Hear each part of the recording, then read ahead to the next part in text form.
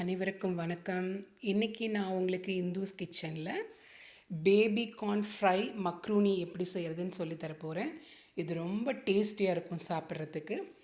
மக்ரூனியை நம்ம முதல்ல கொதிக்க வச்சுக்கணுங்க. அதுக்கு ஒரு பேனில் 3 டம்ளர் தண்ணி ஊற்றிட்டு மக்ரூனி ஒட்டாமல் வரணும் அப்படிங்கிறதுக்காக ஒரு ஸ்பூன் எண்ணெயை நம்ம ஊற்றி கொஞ்சம் உப்பையும் போட்டு மக்ரூனியை நம்ம கொதிக்க வைக்கணும்.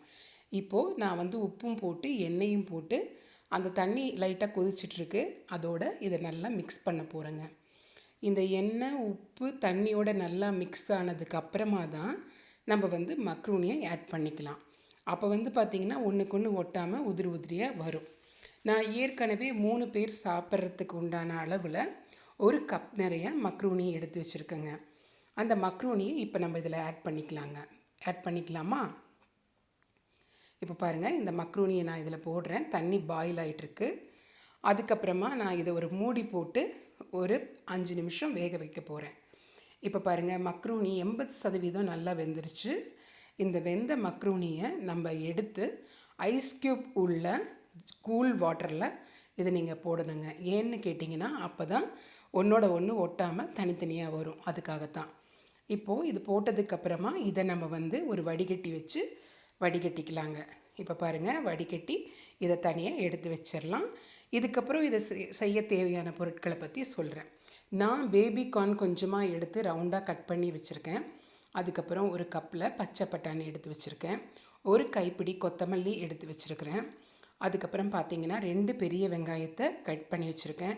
2 தக்காளி பழத்தை விழுதாக அரைச்சி வச்சுருக்கேன். வெங்காயத்தாளை கொஞ்சமாக கட் பண்ணி வச்சுருக்கேன். ஒரு கப்பில் கேப்சிகம் கட் பண்ணி வச்சுருக்கேன். பூண்டு சீவி வச்சுருக்கேன். அப்புறம் வரமிளகாத்தூள், அதுக்கப்புறம் 1 ஸ்பூன் கரம் மசாலா பவுடர். இந்த 2 மசாலா போட்டால் போதுங்க. அப்புறம் கொஞ்சமாக உப்பு, தாளிக்க தேவையான எண்ணெய், ஏற்கனவே நம்ம ரெடி பண்ணி வச்ச மக்ரோனி. இவ்வளோதாங்க. இப்போ நம்ம முதல்ல கார்னை நல்லா ஃப்ரை பண்ணிக்கலாம். அதுக்கு நான் ஒரு இரும்பு கடாயில் எண்ணெயை நல்லா காய்ச்சி இந்த பேபி கார்னை ஃபுல்லாக போட்டு ஃப்ரை பண்ண போகிறேன். பேபி கார்ன் பார்த்திங்கன்னா நல்லா பொன்னிறமாக வறுத்து வரும்போது அதை தனியாக நம்ம ட்ரேயில் எடுத்து வச்சிடணுங்க. இந்த பேபி கார்ன் நல்லா வறுப்பட்டுருக்கிறதுனால சேர்ந்து சாப்பிடும்போது ரொம்ப நல்லாயிருக்கும். இப்போ பாருங்கள், பேபி கார்ன் நல்லா பொன்னிறமாக வறுத்தாச்சு. இதை நம்ம தனியாக எடுத்து வச்சுக்கலாம்.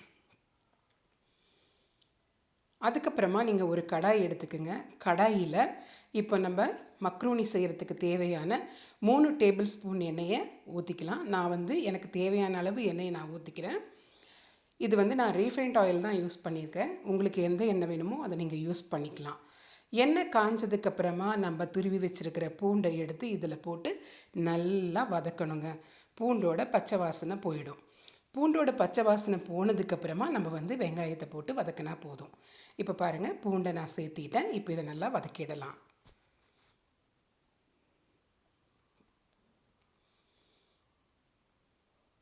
இப்போ பாருங்கள், எண்ணெயில் நல்லா வதக்கிட்டேன். இப்போ நான் கட் பண்ணி வச்சுருக்கிற வெங்காயத்தை இதில் நான் சேர்த்திக்க போகிறேன். வெங்காயத்தையும் சேர்த்து இந்த பூண்டோட ஒரு 4 நிமிஷம் 5 நிமிஷத்துக்கு நீங்கள் நல்லா வதக்கி விடுங்க. வெங்காயம் நல்லா வதங்கினதுக்கு அப்புறமா நம்ம காய்கறியை போட்டுக்கலாம்.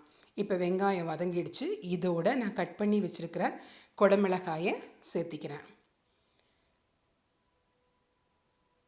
அப்புறம் அந்த பட்டாணியும் நம்ம இதோட சேர்த்திக்கலாம். இங்கே பாருங்கள், பச்சை பட்டாணி, அதையும் சேர்த்திக்கலாம்.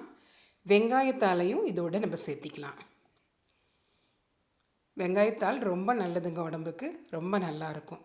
இது சேர்த்துனதுக்கப்புறமா இதை 3ஐயும் நல்லா கலந்து விடுங்க அந்த வெங்காயத்தோடு. இப்போ பாருங்கள், நல்லா கலந்துடுச்சு. இந்த சமயத்தில் 1 spoon வரமிளகாத்தூள், 1 spoon garam masala powder நம்ம எடுத்து வச்சுருக்கோம் இல்லைங்களா, அதை இதோடு சேர்த்து ஒரு வாட்டி நல்லா வதக்கி விடலாம். மசாலா பவுடர் போட்டோன்னே நல்ல ஸ்மெல் வருது. இப்போது இந்த காய்கறி வதங்கிறதுக்கு தேவையான உப்பை போட்டுக்கலாம். ஏற்கனவே நம்ம மக்ரூனியில் உப்பு போட்டுட்டோம், அதனால் அதிகமாக போடாதீங்க. கம்மியாக காய்கறி வதங்கிறதுக்கு தேவையான உப்பு போட்டு ஒரு வாட்டி நல்லா வதக்கி விடுங்க. இப்போது தக்காளி விழுது இருக்குது இல்லைங்களா, அதை எடுத்து இதில் ஊற்றிடுங்க. இந்த தக்காளி விழுது இந்த காய்கறிகளோடு சேர்ந்து நல்லா கொதிக்கணுங்க. அதனால் கலந்து விட்டு ஒரு லிட்டு போட்டு மூடி நம்ம வேக வச்சிடலாம். இப்போ பாருங்கள், நான் இதை ஒரு மூடி போட்டு வேக வச்சுருக்கேன். இப்போ ஓப்பன் பண்ணலாம். நல்லா வெந்துருச்சுங்க. சூப்பராக வந்து வருது பாருங்கள். இந்த சமயத்தில் அந்த மக்ரூனி எடுத்து போடலாம். மக்ரூனி பாருங்கள் ஒன்றுக்கு ஒன்று ஒட்டாமல் உதிரி உதிரியாக வருது. அதனால தான் அந்த கூல் வாட்டரில் நம்ம போடுறது. இப்போது இதை நல்லா நம்ம கலந்து விடலாம். அந்த தக்காளி விழுது, அந்த மசாலா பவுடர்ஸ், அந்த காய்கறிகளோட மக்ரூனி வந்து ஒரு 3 நிமிஷம் நல்லா நம்ம கலந்து விடணும். ரொம்ப கலர்ஃபுல்லாக, அதே சமயம் வாசனையாக, ஒரு சூப்பரான வித்தியாசமான டேஸ்ட்டில் உங்களுக்கு இது கிடைக்கும். ஈவினிங் ஸ்நாக்ஸாக இதை சாப்பிட்லாங்க. இந்த சமயத்தில் நம்ம வறுத்து வச்சுருக்கிற அந்த பேபிகார்னை இது மேலே போட்டு ஒரு வாட்டி நல்லா கலந்து விடுங்க. குழந்தைங்க ரொம்ப விரும்பி சாப்பிடுவாங்க. இது செய்த உடனே சூடாக சாப்பிட்ணும், அப்போ தான் நல்லாயிருக்கும். பெரியவங்களுக்கும் கொடுக்கலாம், காலையில் பிரேக்ஃபாஸ்ட்டாகவும் எடுத்துக்கலாம், ரொம்ப நல்லாயிருக்கும். இப்போ கலந்து விட்டதுக்கப்புறமா நம்ம கொத்தமல்லியை இது மேலே தூவி அதையும் வணக்கி விடுவோம். இப்போ கொத்தமல்லியை தூவிக்கலாங்களா? நான் எடுத்து வச்சுருக்கிற கொத்தமல்லி அத்தனையும் நான் போடுறேன். ஏன்னா கொத்தமல்லி போட்டு ஒரு வாட்டி வதக்கி விட்டதுக்கப்புறம் டேஸ்ட்டு சூப்பராக இருக்குங்க. இப்போ பாருங்கள், சூப்பரான macaroni, baby corn fry macaroni ready ஆகிடுச்சு. ரொம்ப சூப்பராக வந்திருக்குங்க. டேஸ்ட் பார்த்துடலாமா?